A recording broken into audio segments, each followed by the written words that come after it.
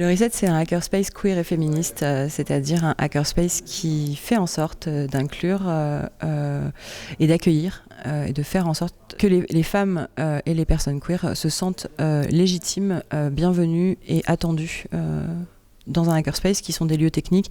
La plupart du temps, c'est pas écrit quelque part, mais dans les faits, réservé à des hommes hétérosexuels, blancs et possédant des compétences techniques assez avancées. On est une petite équipe qui, fréquentant les hackerspaces et étant concernée par la question soit d'être une femme, soit d'être une minorité de genre ou de sexualité, on a pu constater dans la plupart des hackerspaces que les choses n'étaient pas pensées à la fois pour nous, en fonction de qui nous étions, mais avec des idées sexistes de base qui ont cours dans la société. C'était pas particulièrement méchant ou violent, particulièrement dans ces lieux-là, mais ça existait, parce que le sexisme ne s'arrête pas à la porte des hackerspaces et des lieux techniques.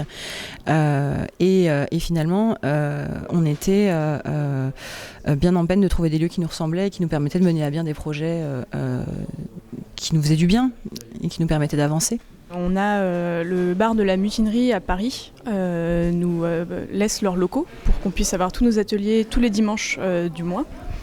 Les ateliers sont très variés, ça va là en ce moment de la création d'un serveur mail auto-hébergé, où vraiment chaque personne qui arrive, qui n'avait aucune compétence, qui ne savait pas ce que c'était que les protocoles internet arrivent et puissent, d'ici peut-être 6 mois, peut-être 1 an, réussissent à comprendre comment est-ce qu'on auto-héberge ces mails.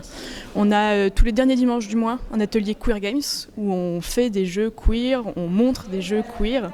On a même créé une borne récemment qu'on est venu montrer à Super Demain. Qu'est-ce qu'on y fait ? Il y a des ateliers de self-care, des ateliers de détente, parce que c'est important de savoir prendre soin de soi et de savoir prendre soin des autres. Apprentissage du code. Apprentissage de code pour débutants et vrais débutants, pas débutant qui a déjà fait 5 ans d'école, quelqu'un qui ne sait pas ce que c'est que le code.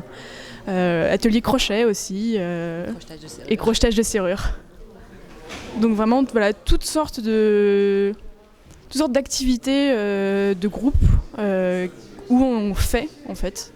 Et où du coup on apprend ensemble. C'est un lieu mixte, mais dans la mesure où tous les autres hackerspaces sont accessibles aux hommes, ils n'y sont pas prioritaires. Ça ne veut pas dire qu'on leur tape dessus quand ils arrivent, clairement pas, mais c'est un lieu où nous on se sent bien et on s'accueille mutuellement et on fait attention les uns aux autres, et les unes aux autres surtout.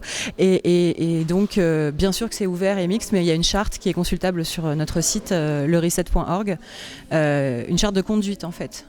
Tout le monde peut venir à condition de se comporter correctement. Des hackerspaces féministes en France, je n'en connais pas. J'ai beaucoup cherché. Je ne sais pas si tu en connais.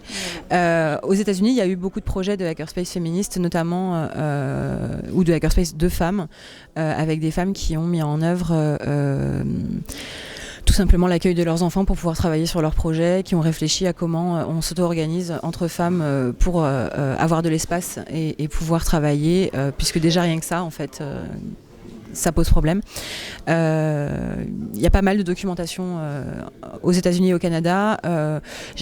En France, il y a un lieu comme ça qui s'appelle Datapolette où ils font du travail autour du tissu, du tissage et de la fabrication de tissus connectés, notamment de choses comme ça en termes de fabrication, de making. Mais je ne suis pas sûre qu'ils se revendiquent d'une idéologie féministe en quelque sorte. Donc je ne sais pas si c'est à prendre en compte dans les hackerspaces féministes. C'est le début aussi de gens qui viennent et qui sentent qu'en fait on peut fonctionner avec des hackerspaces féministes et que c'est bien et que ça attire des gens et que du coup il faut continuer.